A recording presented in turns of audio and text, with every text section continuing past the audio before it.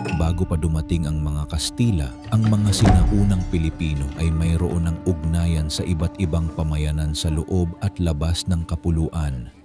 Sa maraming lugar, ang dagat ang nagsilbing daan ng kalakalan, paglalakbay at pakikipag-ugnayan sa mga karatig na isla at dayuhang mga ngalakal.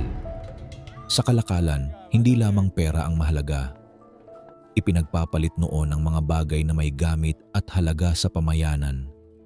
Kabilang dito ang ginto, perlas, beeswax, tela, palay, isda, keramika, at iba pang produktong mula sa dagat, bukid, kagubatan at gawaing kamay ng mga tao.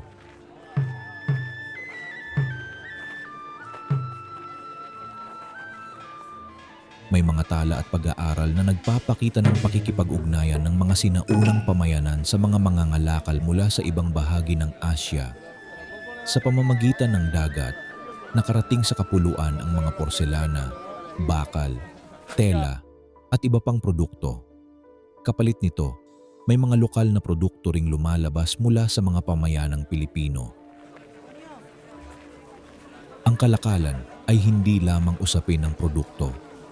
Kaugnay din ito ng kapangyarihan, alyansa at pamumuno.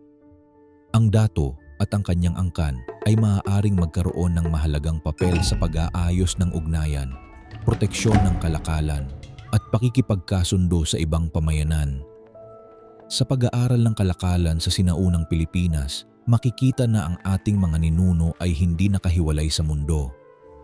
Mayroon silang sariling produkto, kasanayan, ugnayan at sistema ng pakikipagpalitan. Sa bawat balangay, palayok, perlas at piraso ng ginto, makikita ang isang lipunang marunong makipag-ugnayan, makibagay at mabuhay sa gitna ng dagat at pamayanan.